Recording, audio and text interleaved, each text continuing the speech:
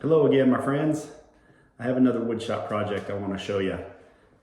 This is another cutting board that I made, but it's different than the traditional cutting board like I showed you the other day and a lot of the ones I've made before. Instead of all the boards just laying out flat like that, I made them at a 45. So it took some creative thinking, some pre-planning, a little bit of specialty tools, and I'll walk you through all the steps. I want to show you how it all came together, and I want to show you the finished product. So thanks for watching.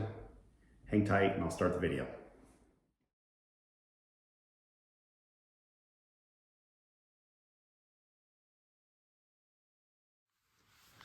I'm making a diagonal cutting board. So what I've done is glued up all my pieces in two sections. I'm going to run them through the planer separate, and then I'll see where the Sharpie line is.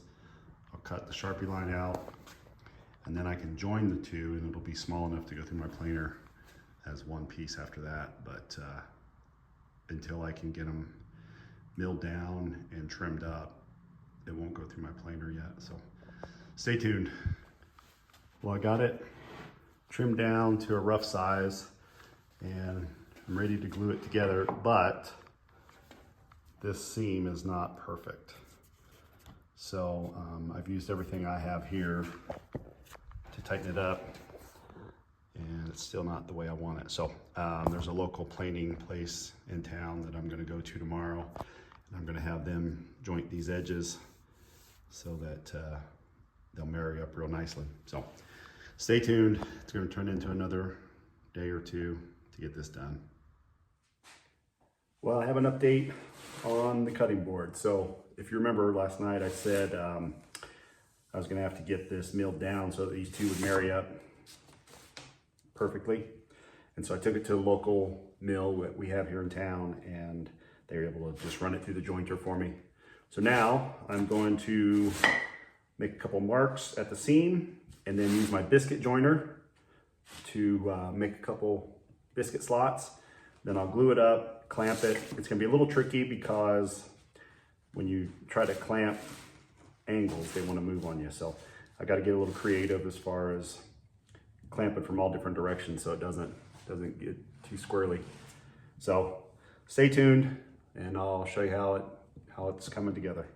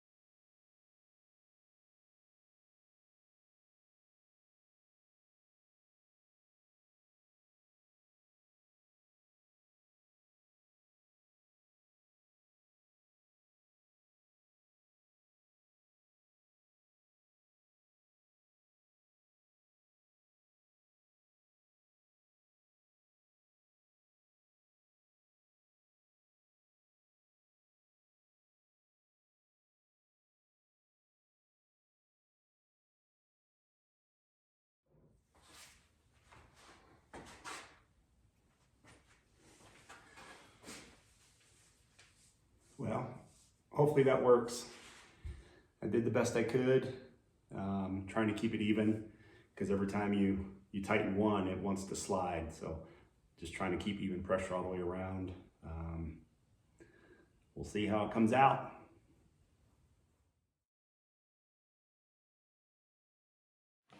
Hi, can you see me?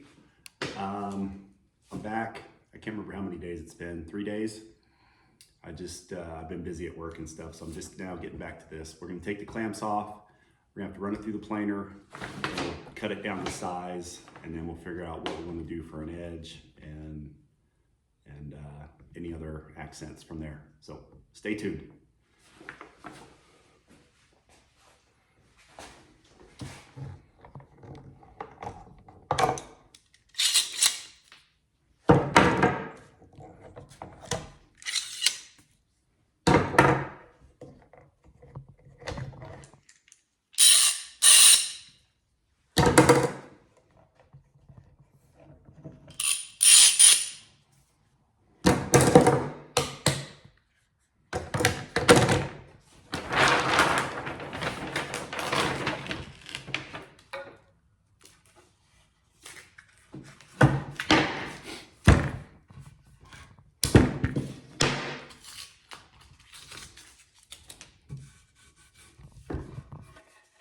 Not too bad.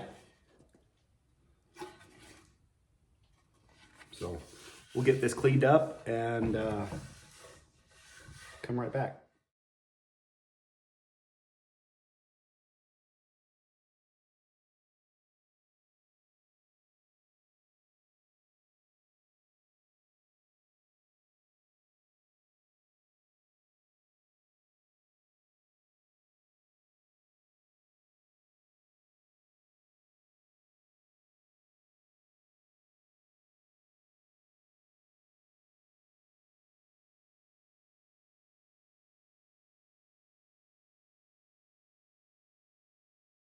Special guest.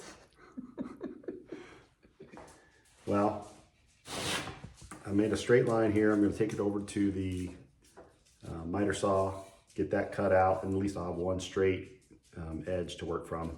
Then we'll get all the other sides trued up. So.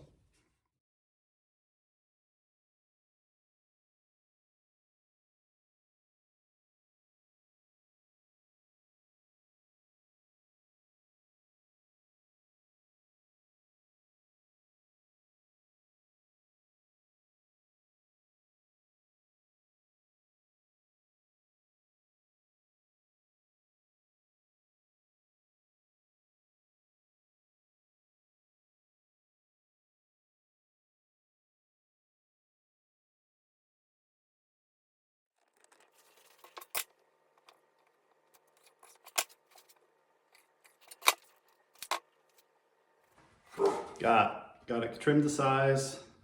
Let's see what we ended up with.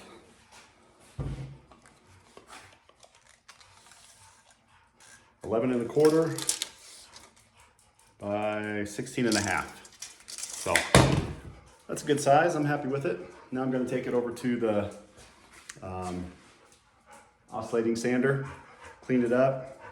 Then we'll get the orbital sander, make it real smooth, put my stamp on it, put a bevel, and then we'll oil it.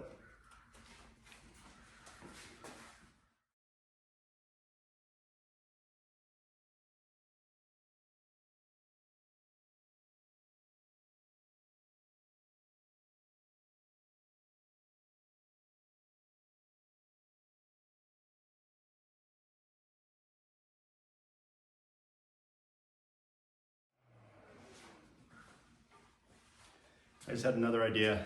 I'm gonna bore a hole, like a hanging hole right here. So let me get my tools out for that.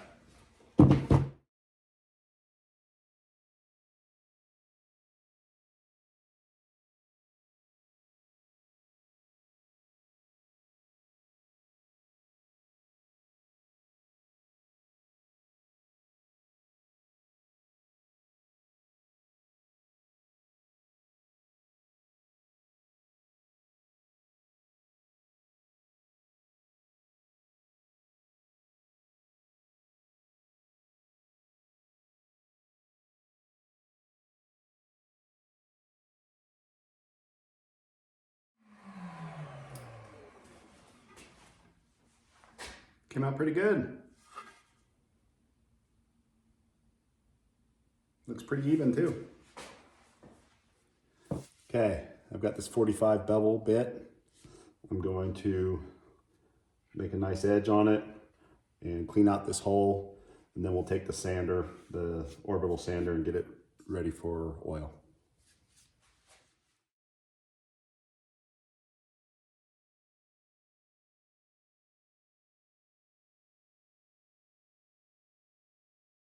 Okay, that looks good. I'm trying to decide if I want to do the 45 here or just the round over. I'm going to do the round over.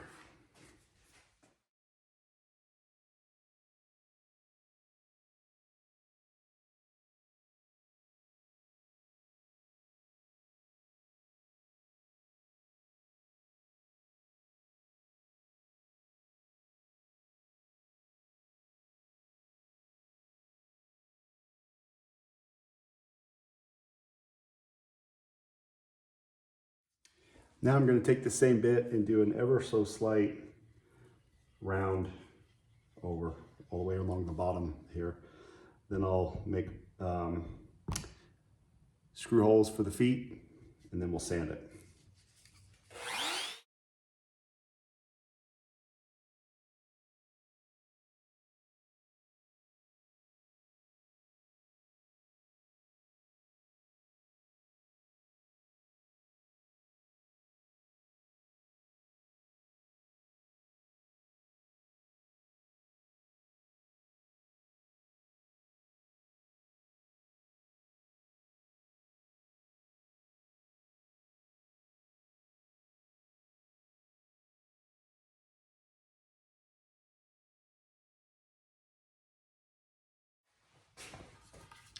Well, that's it.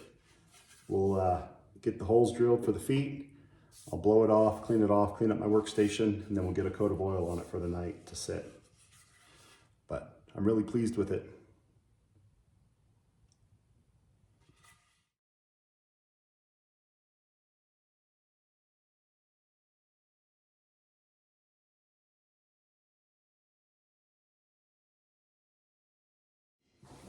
Well, I'm waiting on my branding iron to get warm.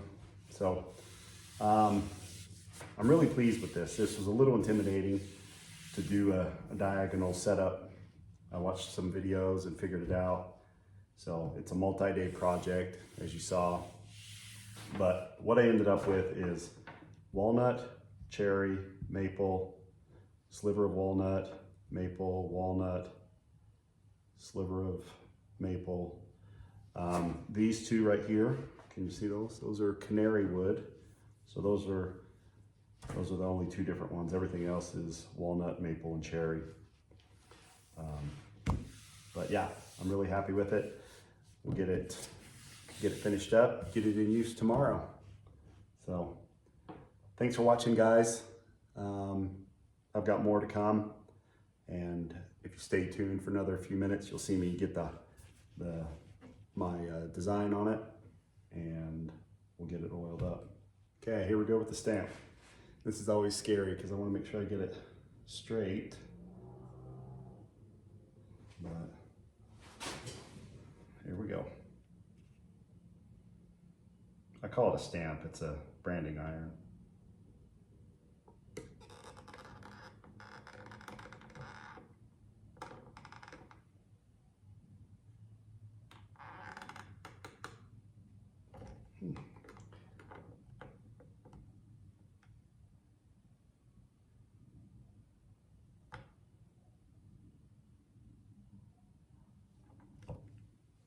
Oh, that came out good. I'm happy with that.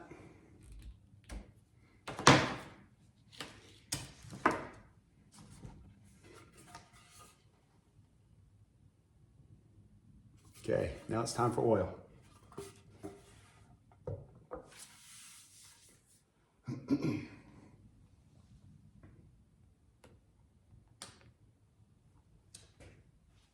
I usually start with this one, and then the subsequent ones I'll put this one on.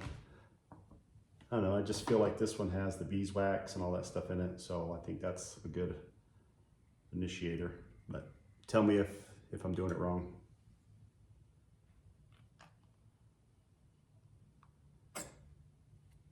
Okay, here we go. This is my favorite part. Oh yeah. Look at that. Makes it look so awesome. That canary wood is cool.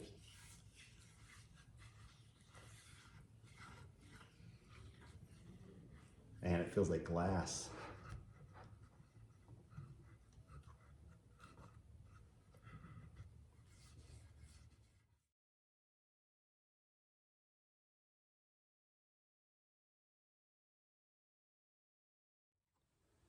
Okay guys, let's get this thing buttoned up. I'm gonna screw the feet on it. We'll give it one more coat of oil and call it good.